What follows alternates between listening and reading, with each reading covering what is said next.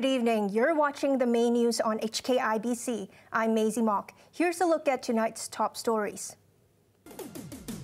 Ice hockey officials say their players will not compete if organizers cannot confirm that the correct national anthem will be aired. Tech giant Alibaba is to create 6 units in a major restructuring exercise. And 3 9-year-old children and 3 adults are killed in the latest U.S. mass shooting. The city's Ice Hockey Association says its players will not compete if organizers cannot guarantee that the correct national anthem will be played. The chief executive, meanwhile, says athletes will be protected in any follow-up action in anthem blunders. The Hong Kong Ice Hockey Association did not mince words today. If organizers of future competitions cannot guarantee that the correct national anthem will be played, then SAR players will not enter the ring. It said that in the anthem blunder in Bosnia last month, it had tried unsuccessfully to get a confirmation from the competition's top official. The association said its statement today was made to clarify the situation and not to evade responsibility. Earlier, Chief Executive John Lee said the interest of athletes will be protected even if there were penalties against sports organizations which fail to do enough to see that the correct anthem is played. Those who are in the management or who are the leading officials of any sports organizations, if they haven't done what they should do, then they should be held accountable.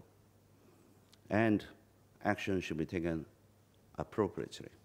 But I also want to ensure that the players who have done their part, their interests should be taken care of, so that any measures that will be taken, they will not be affected. That includes their training and their participation in games. The government will meet representatives of the Sports Federation and Olympic Committee of Hong Kong, China, to find out exactly what went wrong in Bosnia. Chief Executive John Lee has called for urgent action to deal with problems arising from an increase in budget tours from the mainland.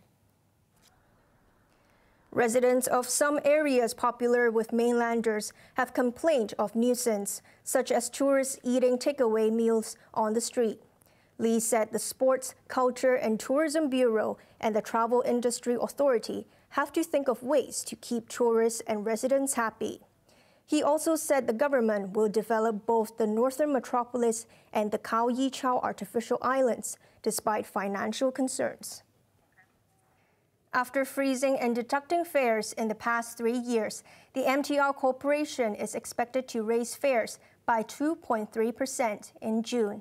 The railway giant said about 90% of its passengers will be charged up to 40 cents more for each trip.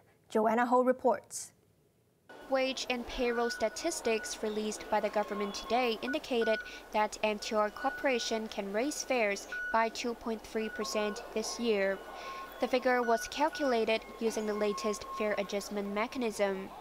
The formula takes into account the year-on-year change in inflation and the nominal wage index of the transportation sector, along with the rolled-over adjustment rate from the previous year.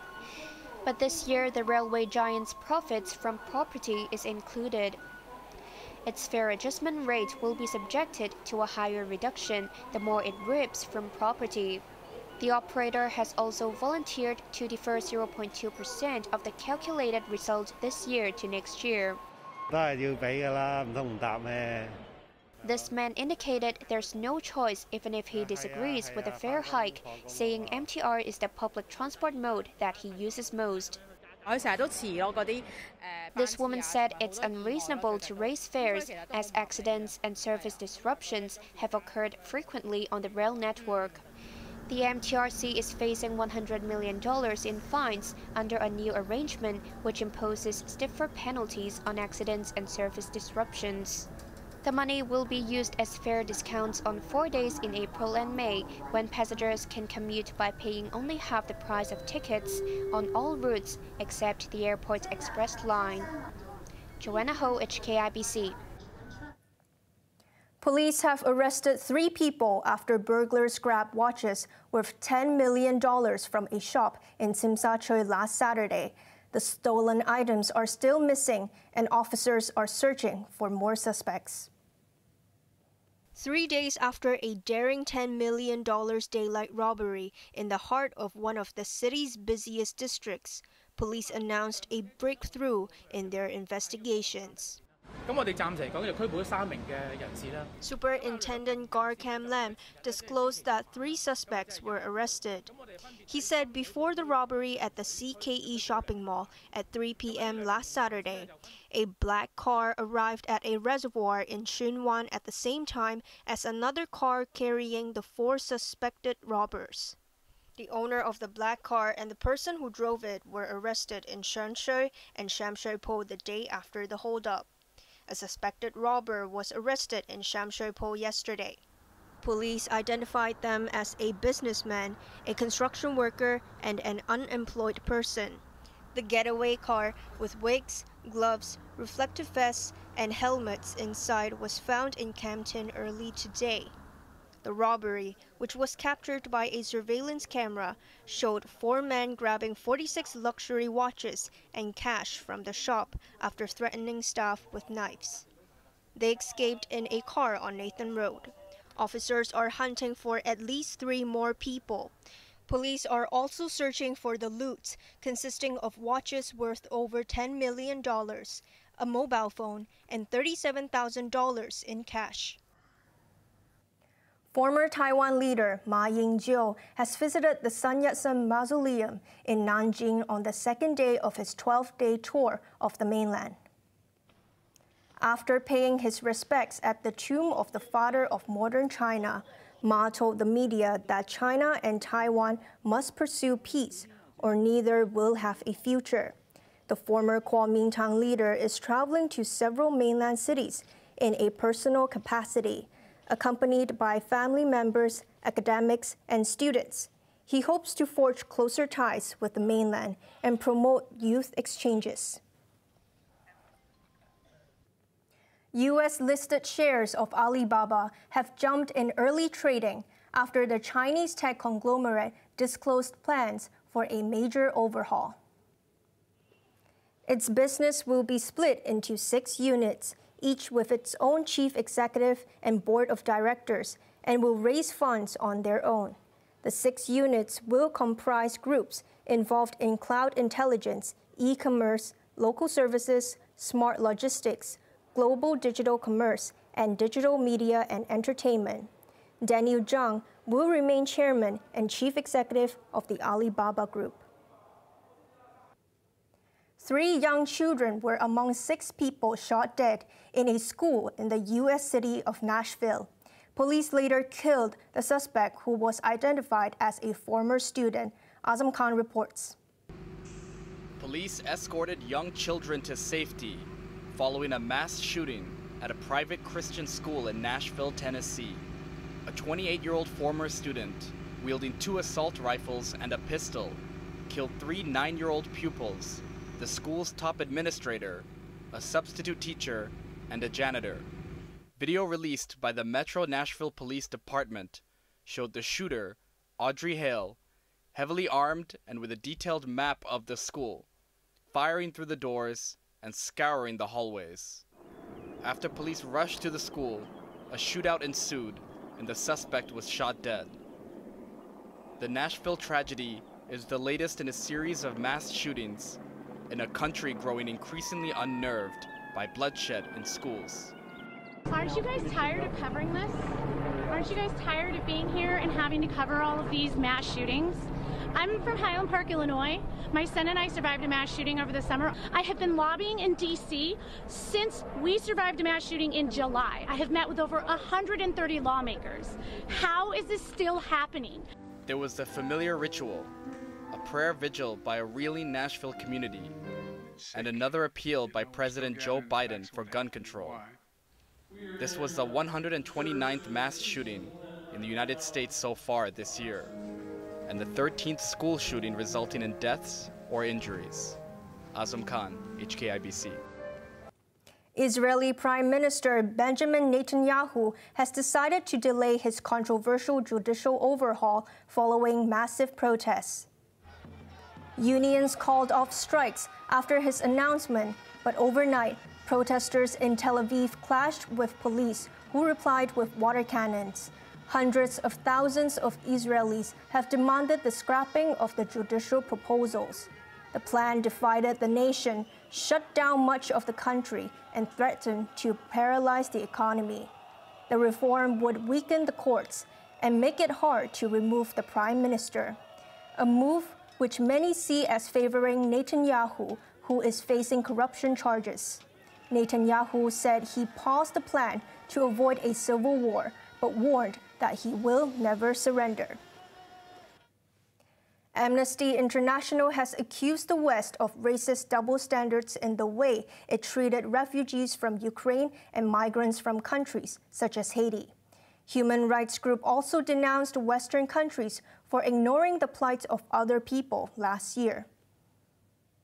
Solidarity is owed to the Ukrainian people, but it is also owed to the people of Palestine, to the people of Eritrea, to the people of Myanmar, and that did not happen in 2022. The fact that there have been two parallel processes happening in 2022, that is showing more than ever before the double standard.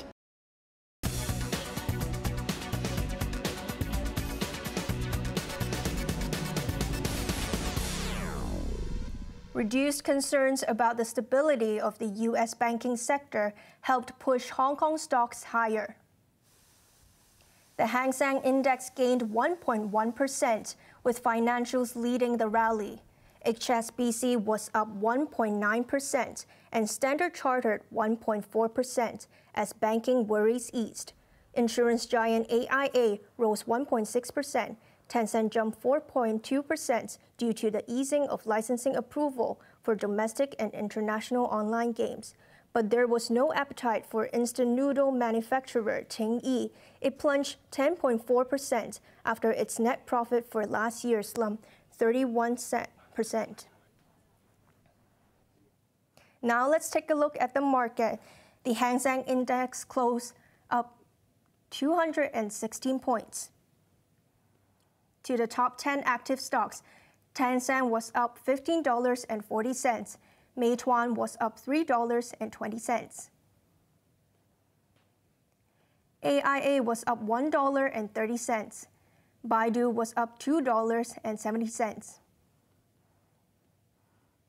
To the forex trading against the Hong Kong dollar, euro was at $8.50. Australian dollar was at $5.24. Over to the UK market, the London FTSE is currently up 8 points. Government and business leaders from more than 50 countries are attending the annual Boa Forum in Hainan. During the event dubbed as the Asian version of Davos, participants will discuss pressing economic issues in the region and the world. Premier Li Qiang will deliver a keynote address at the official opening ceremony on Thursday. Chief Executive John Lee will leave for Hainan tomorrow to promote business opportunities in Hong Kong. On to the weather now. It will be overcast with a few showers tomorrow. Temperatures will range between 18 and 22 degrees. The rain will persist for the next couple of days. Now let's take a look at the weather around the world.